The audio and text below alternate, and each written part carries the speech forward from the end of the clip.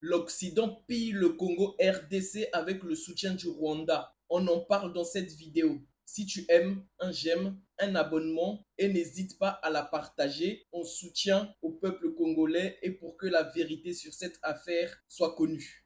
L'implication de l'Occident dans le soutien au Rwanda en ce qui concerne le pillage des ressources naturelles de la République démocratique du Congo est un sujet très complexe aux ramifications historiques, économiques et géopolitiques. Je t'explique tout.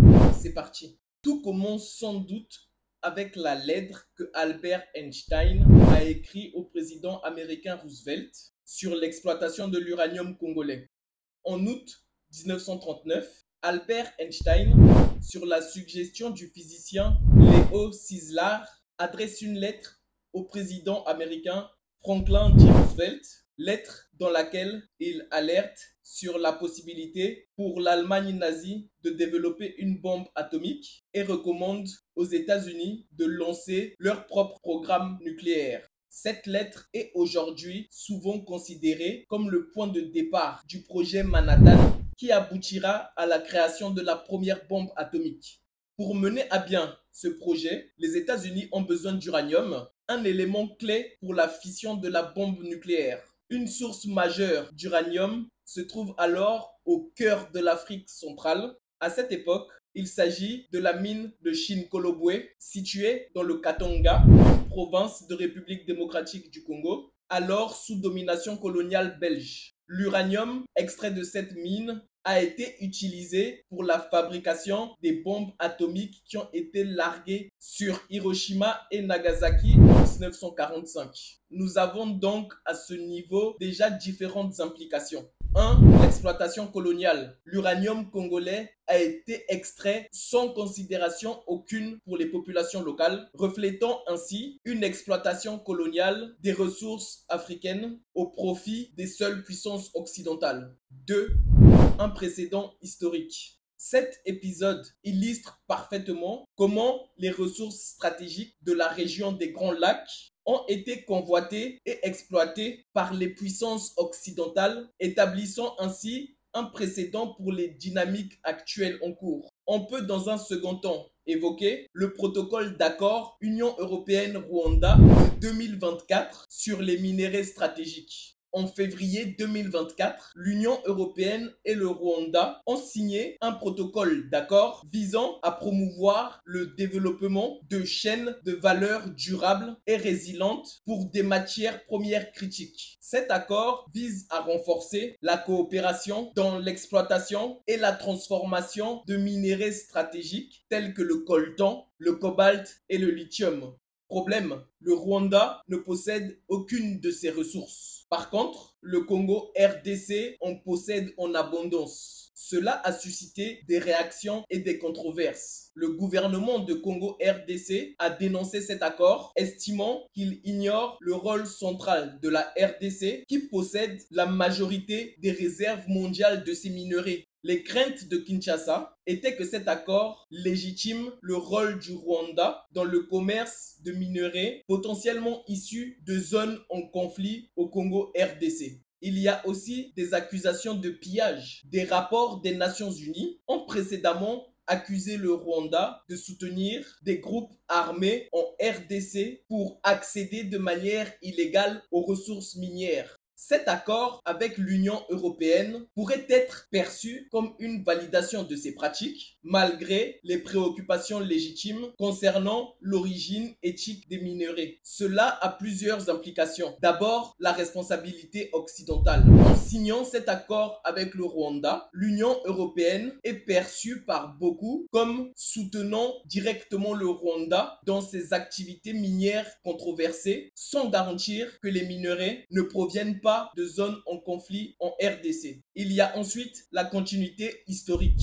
Cet accord rappelle clairement les dynamiques historiques où les puissances occidentales, en quête de ressources stratégiques, s'associe à des régimes africains au détriment des populations locales et de la stabilité régionale. L'histoire de l'exploitation de l'uranium congolais pour le projet Manhattan, ainsi que le récent accord entre l'Union européenne et le Rwanda, illustrent une continuité dans la manière dont les puissances occidentales interagissent avec les pays africains pour accéder à des ressources stratégiques. Ces actions soulèvent des questions sur la responsabilité de l'Occident dans son soutien à des régimes impliqués dans des conflits régionaux et le pillage des ressources, perpétuant ainsi des dynamiques d'exploitation, d'instabilité et de déstabilisation de l'Afrique. Il est donc à ce stade important de parler du rôle de l'Occident dans le renforcement du Rwanda post-génocide de 1994. Après le génocide rwandais de 1994, où près de 800 000 Tutsis et Hutus modérés ont été massacrés, le FPR, Front Patriotique Rwandais, dont Paul Kagame faisait partie des dirigeants, a pris le pouvoir.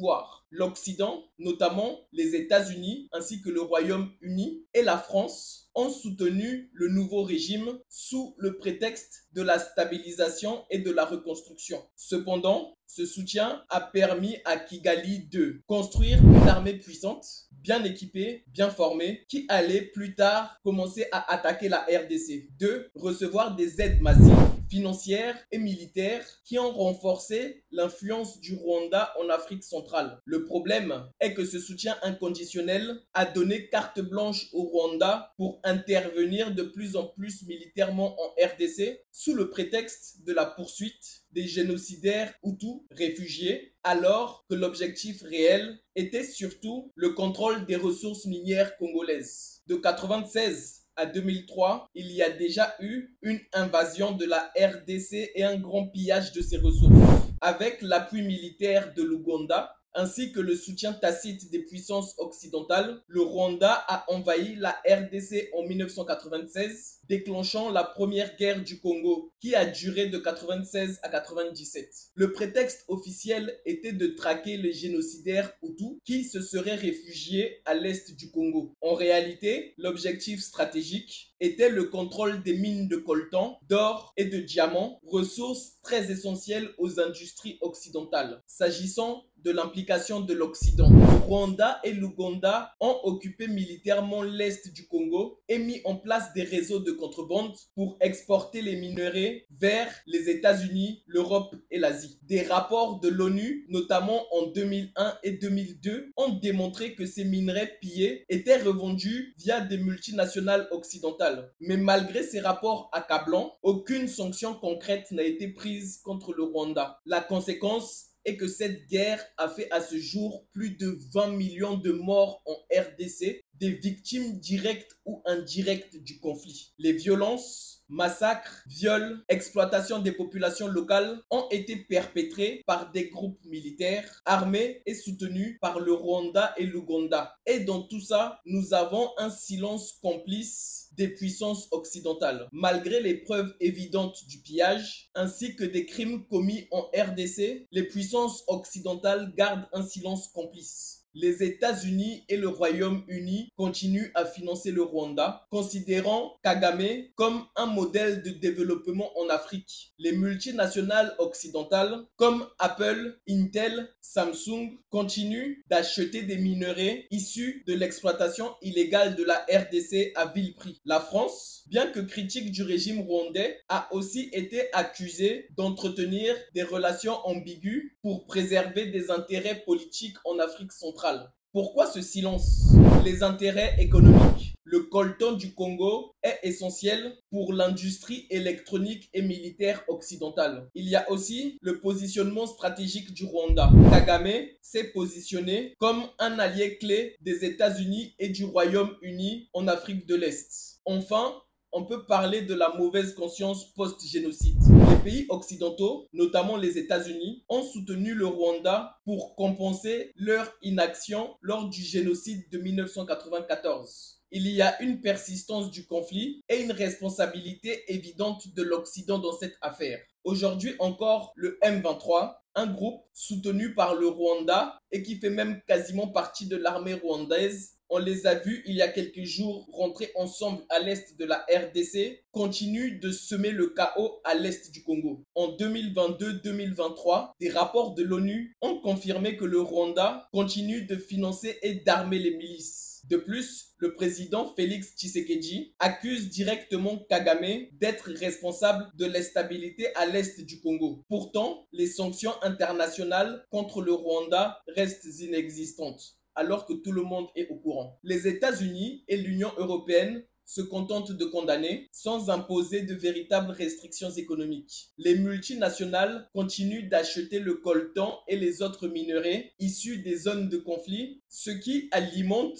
directement la guerre. En conclusion, on peut parler d'une responsabilité directe et indirecte. L'Occident porte une grande responsabilité dans cette tragédie à plusieurs niveaux. Le soutien militaire et financier au Rwanda, permettant ainsi au régime de Kagame d'intervenir en RDC. Une ignorance volontaire du pillage des ressources congolaises, profitant directement aux entreprises occidentales qui achètent ainsi les minerais à vil prix. Enfin, l'absence de réaction ou de sanctions concrètes, malgré toutes les preuves accablantes des crimes commis. En d'autres termes, la guerre en RDC n'est pas un conflit africain. C'est avant tout une guerre économique où l'Occident profite du chaos pour exploiter les ressources d'un pays immensément riche mais déstabilisé. Si vous avez aimé la vidéo, un j'aime, un abonnement, donnez-moi votre avis en commentaire et partagez cette vidéo pour faire connaître la vérité sur ce qui se passe réellement en RDC. À bientôt pour une prochaine palabre où nous aborderons un autre sujet.